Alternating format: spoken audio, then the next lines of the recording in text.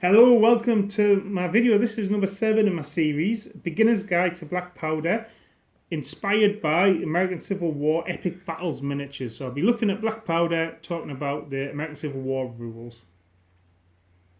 And in this video, we're going to be looking at further rules for commanders, special rules for units, and cavalry in the game. Now, brigade commanders, not only do they take command tests to be able to control and order troops for movements, they've got 2 extra commands. Now these commands have to be the last commands at issue, so it's either or, and it comes after all your brigades have moved, and they can only affect a regiment under their command which hasn't moved. So the first one is a rally. So that can, on a successful command test with the usual modifiers, that can remove stamina loss by 1. So for example, if they're shaken at 3 for regular units or 2, it can reduce that by 1. You can never remove your first point of stamina loss for the game. So once you've got 1 stamina, you cannot reduce that to 0 with a rally order. And like I say, I've said this before, but for me, the feeling of American Civil War is getting your troops up to that firing line and making the decisions about when and where you rotate those units out. So you can imagine a unit might be shaken on 3 or 2. You're going to pull it out. You're going to put some fresh troops up to the firing line, and then your brigade commander is going to spend a bit of time and rally that and reduce their stamina loss. The other order a brigade commander can do, and again this is just focused on one unit, is follow me. Throwing caution to the wind, the brigade commander charges over to the unit. Follow me, lads. And again, as long as he passes a command test with the usual modifiers, then that unit is allowed 3 moves, which includes a charge as well. So if his command 8, his target number is 8, you're not looking for a 5 or less. Now it becomes really useful in American Civil War because it's so hard to get units to charge and go in against the enemy. So in this instance here, we have a Confederate brigade engaged against a Union force. This Union unit here is 2 stamina losses, disordered. It looks like it could be broken and swept from the field. This Confederate unit's 2 stamina losses, so that might not be the unit we want to charge with. So commander charges over, passes his command test, follow me, lads. So what we're going to do then is we'll have a pass on through test and then charge in. So pass on through tests, if you remember, would normally be a 4+. And the pass on through tests allow me to move through one of my units when they're within 12 of an enemy. When you're out with 12, less of an issue. So normally pass on a 4, +1 for being fresh, having lost no stamina, and +1 cost of commanders with them. So roll my dice, I've got a 6, I've passed on through and charging. And that's handy because I've got my fresh unit going in. And this unit, which had taken a bit of stamina loss, would act in support. So you can see that follow me being an order and used in the right places is really powerful.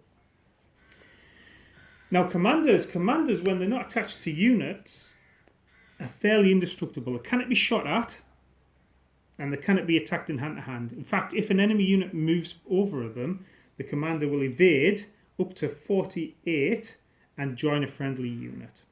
Now if the brigade's broken and he's moved over like that, he is captured. But in normal terms, it pretty much means he can scoot round the battlefield and find sanctuary with his friends. Now, a commander that joins a unit, then he becomes potential for casualties. He does add +1 to hand-to-hand combat as he's inspiring the unit to fight. However, if the unit he's with is destroyed, the commander is removed. If excess casualties are caused on the unit, roll a dice, and for every 6, well, if you roll a 6, the commander is removed. So you're shaken unit, you take 2 extra shots, you roll 2 dice. If any of those comes up a 6, which it has, and the dice gods are in my favour today, that commander will be removed from the field. Whilst there is no brigade commander, obviously a brigade cannot be issued orders, it can act on initiative. Now each turn he's missing off the field, there's a chance that a replacement will be found. So you roll a dice, start of every one of your turns on a 5 or more, and it's rolled so far, but it is a 5. A replacement is found. Now, every turn you have to test, you get +1 to that. So it becomes easier to find a replacement. The command chain shits its way out. Either the army commander sends an ADC down to take over, or one of the regiment commanders is promoted. Now, your replacement may not be as good as the officer is replacing. So you'd roll a further dice. On a 1 to 4, the new officer is -1 command. So if you're using generals that command 8, it'd be command 7.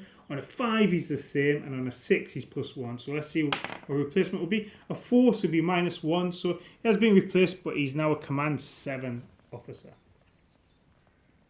There are optional rules as well in Glory Hallelujah for snipers, where one regiment can be attached a sniper to. And that means there is more chance for commanders to die. Generally, I'm not sure how I feel about snipers. It feels a bit, I don't know, ungentlemanly to deploy snipers to the battlefield. But certainly there were snipers in the American Civil War. Now there's another type of command stand, and that is a general.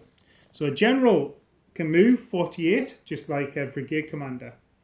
Now, if a general is within 12 of a brigade commander, he can provide a reroll on orders. And that can be a reroll on any order you want, whether it's pass or fail. And it's once per turn.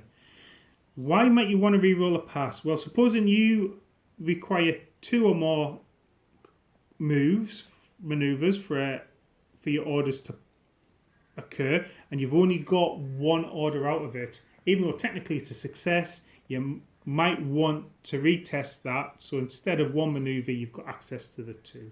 Of course, if you've got a fail, you can retest that. When I played the great game Waterloo, I think I've talked about this before, I blundered with my artillery. So remember, in the movement phase, if you roll 666, something happens and you roll on the table to see what your regiment does instead of the order. Had my divisional commander re-roll, 666 again. What were the chances? My artillery blundered and moved forward into the Prussian hordes.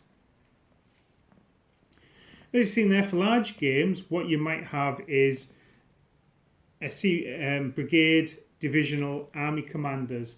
If you do that, then the divisional commanders can apply re-rolls to the brigade commanders, and when I've played big games like that, army commanders can give rerolls to any brigade. But that was a bit more of an optional rule for us. And to be fair, I've only played 2 games where I've had a couple of divisions on the table, quite big games. Special rules. So what we've talked about so far are the basic rules. There are a series of special rules for Black Powder, and what these allow you to do is make units better or worse than the standard. So some key ones for American Civil War. Rebel Yell. So if you don't know too much about American Civil War, when the Confederate units charged in, they had like a high-pitched whooping noise, which got their bloods up and dispirited the enemy. You can actually hunt down YouTube. There's a really good clip of some veterans from the age of early days of recording where they would do some rebel yelling. And what this means is, if a Confederate unit charges in on 3s, or if they've got a rebel yell, they get a reroll. And if that hits, the Union has to save that one separately. And if it's a successful save, in that case it wasn't, if it's a successful save, they're forced to retest it. Now with that, I wouldn't give that to every Confederate unit. I'd maybe pick a brigade to have that rebel yell to represent a real esprit de corps, if I was writing my own scenarios. There's also a rule, seeing the elephant, so war weary troops. So actually they're quite happy to form firing lines and plug away at the enemy, but they're -2 to charge. So it's a further -1 to charge as they're less keen to get into hand-to-hand combat with the enemy. Whereas on the flip side, a unit could be uppity, ready and eager to get stuck into the fight, in which case you'd ignore the -2 to charge, in fact gain +1 to charge orders and may use initiative.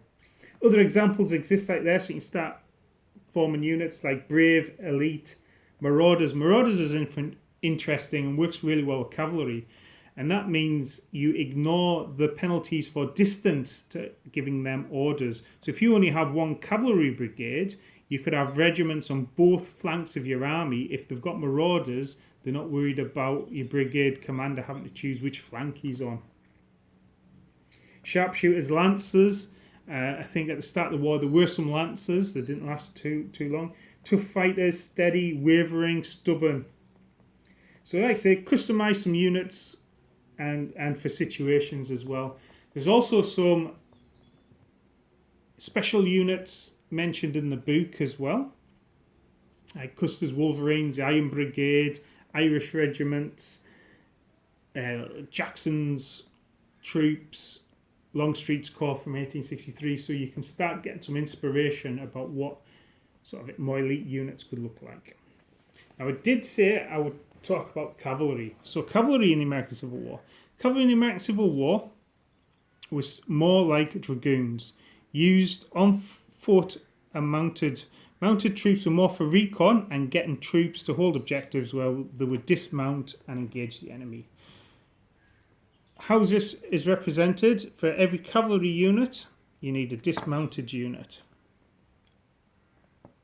to represent whether the unit is either mounted or dismounted. You can also use horse holders as well.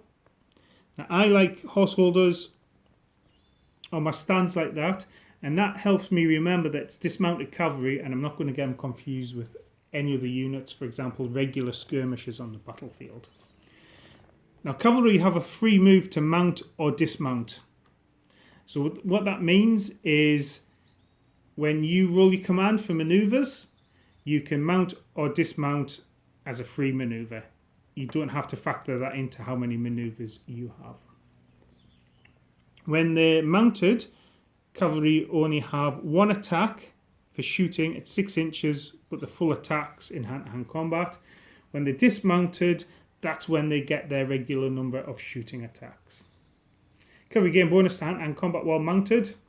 Now, cavalry may not charge formed units to the front. Formed units are any unit that isn't skirmishing.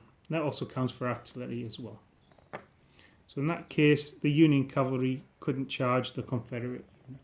Now, if you catch it separate, if you catch it in the flank, or you're able to catch a unit in the rear.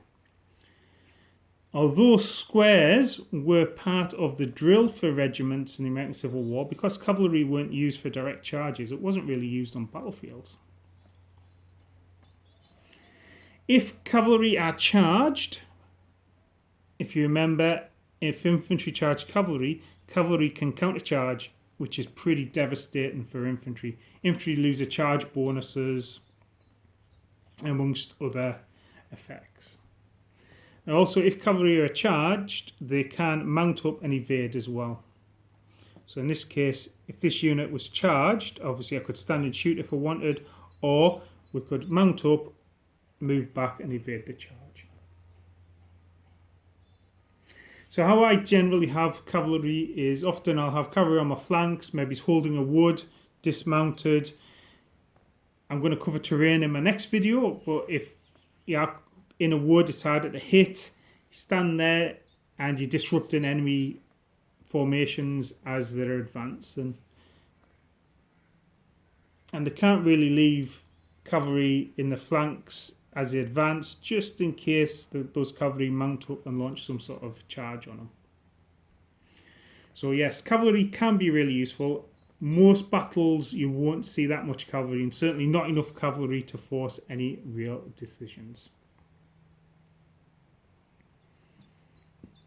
Cool, so that is me. I've talked about special rules, cavalry, and further rules with command and control. So I've got one more video planned talking about American Civil War, which will be looking at terrain and battlefields and things to consider with that as part of the beginner's guide. I've also got planned one talking about how you put together scenarios, where you get inspiration from what to consider writing your own and using published ones, and or converting other scenarios from other rules. I've also got a few other painting ones and army building ones planned as well. So if you're interested, do subscribe. If you subscribe, that's great for me, because it is a bit of a hobby doing this, and it's useful if people subscribe so I can see that I'm doing something right.